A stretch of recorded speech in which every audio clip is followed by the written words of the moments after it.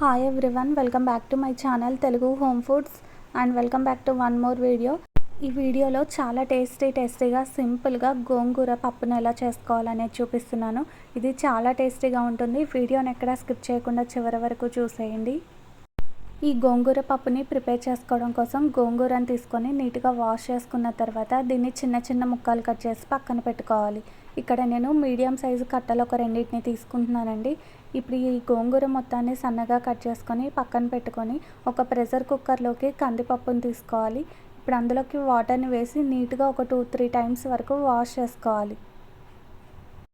ఇలా ఈ కందిపప్పుని నీట్గా వాష్ చేసుకున్న తర్వాత ఈ కందిపప్పు మునిగే వరకు వాటర్ని వేసుకొని కుక్కర్కి మూతను పెట్టేసి దీన్ని ఒక 4 to 5 విజిల్స్ వరకు మెత్తగా ఉడికించుకోవాలి. ఇలా ఈ కందిపప్పు ఉడికేలోపు మనం గోంగూరని తాలింపు చేసుకుందాం. దానికోసం స్టవ్ మీద ప్యాన్ని పెట్టి ఆయిల్ వేసుకోవాలి. ఇలా ఆయిల్ బాగా హీట్ అయిన తర్వాత ఇందులోకి తాలింపు గింజలన్నీ వేసుకోవాలి. ఆవాలు, జీలకర్ర, మినప్పప్పు, పచ్చెనపప్పు వేసుకొని ఇవి కొంచెం వేగిన తర్వాత ఇందులోకి ఎండుమిరపకాయలు వేసుకోవాలి. ఒక 5 నుంచి 6 వరకు ఎండుమిరపకాయలని తుంపి వేసుకొని ఇందులోకి కొంచెం కరివేపాకును కూడా వేసుకోవాలి. ఇప్పుడు ఈ కరివేపాకు కూడా కొంచెం చిటపట్లాడిన తర్వాత ఇందులోకి పొడుగ్గా కట్ చేసుకున్న పచ్చిమిర్చిని వేసుకోవాలి. అలానే ఉల్లిపాయ ముక్కల్ని కూడా వేసుకొని మొత్తాన్ని ఫ్రై చేసుకోవాలి.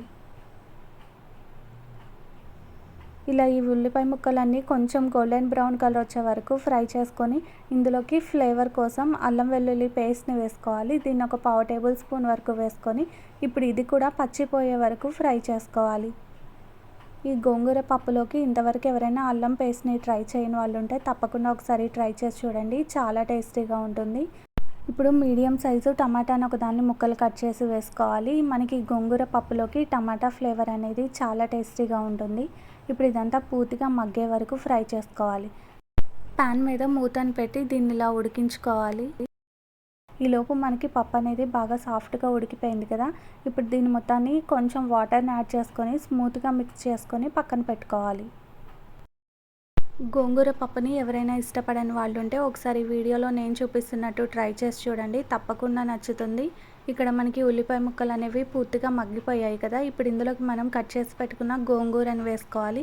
తర్వాత పసుపు చిటికెడు, కారం వేసుకోవాలి. కారం ఒక 1 టేబుల్ స్పూన్ వరకు వేసుకొని ఇందులోకి సాల్ట్ని కూడా వేసుకోవాలి. సాల్ట్ టేస్ట్ని బట్టి అడ్జస్ట్ చేసుకోండి. నేనైతే ఇక్కడ ఒక 1 టేబుల్ స్పూన్ వరకు వేస్తున్నాను. ఇప్పుడు దీన్ని మొత్తాన్ని బాగా మిక్స్ చేసుకొని ఈ గోంగూర కొంచెం మగ్గే వరకు ఉడికించుకోవాలి. ఇలా ఇదంతా బాగా కలుపుకొని ప్యాన్ మీద మూతను పెట్టి గోంగూరని పూర్తిగా మగ్గనివ్వాలి. కొంచెం సేపటి తర్వాత మనకి ఈ ఆకు అనేది పూర్తిగా మగ్గిపోయి సాఫ్ట్గా అవుతుంది కదా. ఈ స్టేజ్లో ఉండగానే మనం ముందుగా ఉడకపెట్టి పెట్టుకున్న కందిపప్పు మొత్తాన్ని ఇందులోకి వేసుకోవాలి. ఇలా ఈ కందిపప్పును కూడా వేసుకొని అవసరమైతే కొంచెం వాటర్ని యాడ్ చేసుకొని మొత్తాన్ని ఒకసారి బాగా మిక్స్ చేసుకున్న తర్వాత స్టవ్ని లో టు మీడియం ఫ్లేమ్లోకి అడ్జస్ట్ చేసుకొని కనీసం ఒక 5 to 10 మినిట్స్ వరకు ఈ పప్పుని ఉడికించుకోవాలి. మనం ఈ గోంగూరని ఎక్కువసేపు ఉడికించుకోవడం వల్ల గోంగూర వల్ల కడుపులో నొప్పి అనేది రాకుండా ఉంటుంది. కాబట్టి ప్యాన్ మీద మూతను పెట్టి దీన్ని కనీసం ఒక 5 to 10 మినిట్స్ వరకు ఉడికించుకోవాలి. మనం ఈ పప్పుని ఎంత బాగా ఉడికించుకుంటే మనకి గోంగూర ఫ్లేవర్ అనేది అంత బాగా తెలుస్తుంది. కొంచెం సేపటి తర్వాత దీన్ని మొత్తాన్ని ఒకసారి బాగా మిక్స్ చేసుకొని స్టవ్ ఆఫ్ చేసుకొని బౌల్లోకి తీసుకొని సర్వ్ చేసుకుంటే ఎంతో టేస్టీగా ఉండే గోంగూర పప్పు అనేది రెడీ అయిపోతుంది.